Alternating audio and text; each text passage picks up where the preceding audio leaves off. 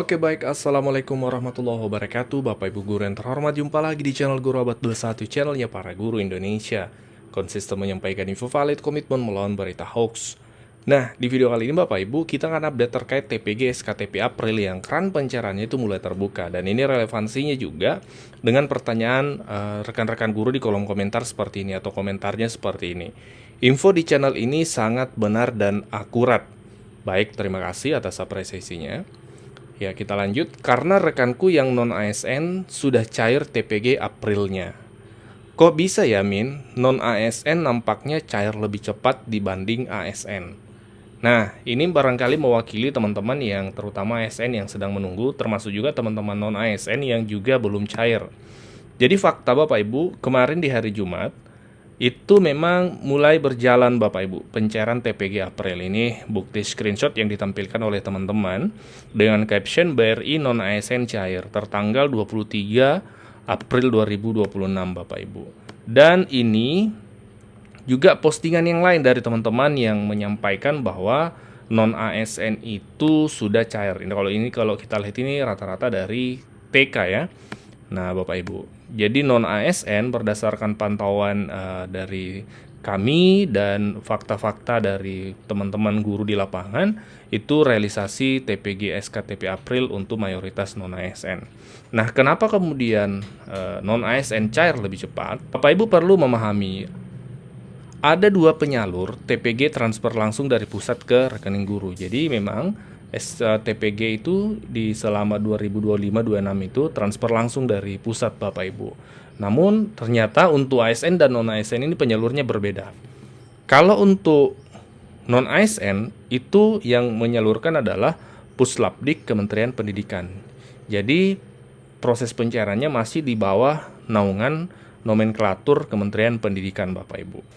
Nah, untuk ASN itu disalurkan oleh Kementerian Keuangan.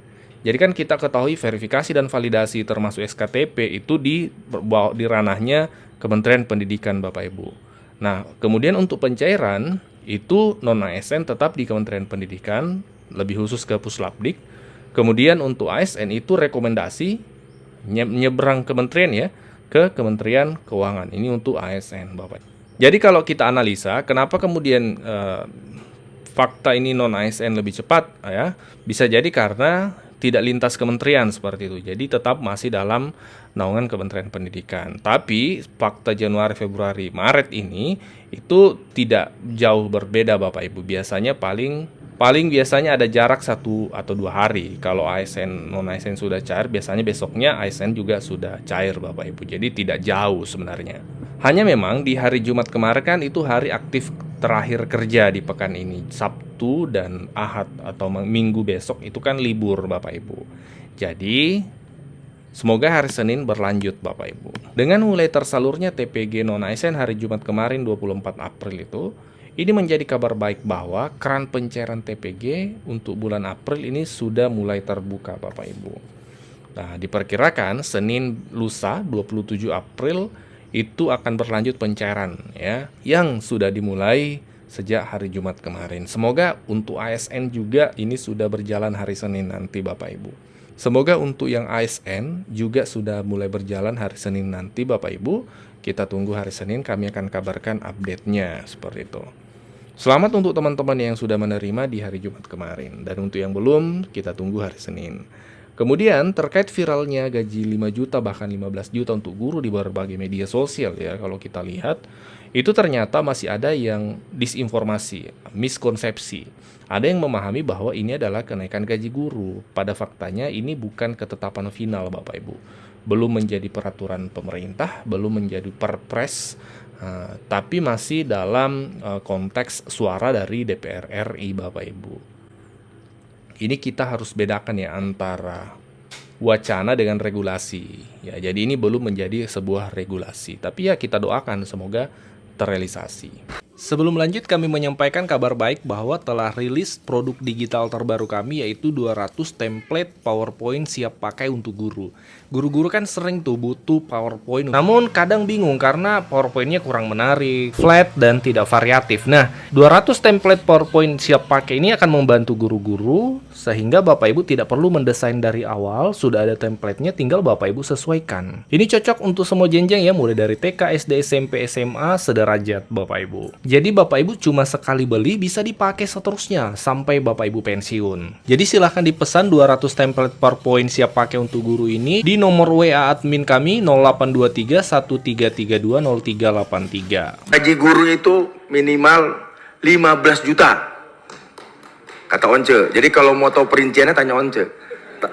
Tapi saya pernah ngitung Pak, terakhir nih pimpinan, saya pernah ngitung secara serampangan aja. Jumlah guru di Indonesia itu 3.470.000 kalau nggak salah ya, menurut data Pusdatin per hari ini. Kalau masing-masing guru itu dipukul rata dikasih gaji 5 juta aja, biar yang honorer ya, apapun lah, dipukul rata 5 juta aja, dikali 3.470.000 itu menghabiskan dana 17 triliun satu bulan. Berarti dikali 12, 208 triliun. Ya kan? Itu kalau saya pukul rata nih, 3.470.000 guru seluruh Indonesia digaji masing-masing 5 juta dipukul rata. Nggak ada yang berbeda. Itu baru 208 triliun satu tahun. Gitu. Senyum. Terima kasih pimpinan. Bismillahirrahmanirrahim. Assalamualaikum warahmatullahi wabarakatuh. Yang saya hormati para pengurus Forum Guru Banten dan juga dari Asosiasi Psikologi Pendidikan Indonesia. Selamat datang di Komisi 10. Persoalan guru, tadi kami terutama dari Banten, dari dapil saya, dari dapil Pak Purtasan juga, dari 45 anggota komisi dan pimpinan di Komisi 10 ini, tidak ada yang menolak satupun untuk tidak membuat hidup guru itu sejahtera. Semua dari kami, masing-masing dari kami, dari partai apapun, semua sepakat 1000% bahwa guru harus sejahtera dan upahnya harus layak. Nggak ada istilah pakai minimum lagi, layak. Ya. Maka kami juga di Komisi 10 ini sedang bekerja ya, secara terus-menerus untuk melakukan revisi atas Undang-Undang Sisdiknas, dan salah satu fokus dari perhatian kami semua di sini adalah salah satu dan yang utama tentu saja kesejahteraan guru ya. Dan tidak hanya guru Banten, saya pikir saya banyak dengar cerita kalau di Banten itu banyak penderitaan ya Bu, seperti cerita Multatuli di abad 19. Menderita terus. Jadi penderitaannya itu seperti siklus. Tolong saya koreksi kalau salah, betul ya, leres banyak sekali cerita-cerita. Ada yang mengajar sendiri, gurunya sekolahnya rombeng ya, bukan rombel tapi rombeng. Muridnya juga banyak yang menderita, banyak sekali membutuhkan perhatian, padahal secara geografis letaknya nggak jauh Bu. Kita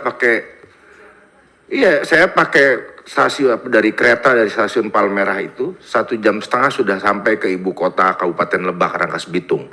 1 jam dari situ, kita ketemu realita Indonesia yang lain yang masih ada di dalam abad 19 kehidupannya. Tadi Ibu dari Muncang.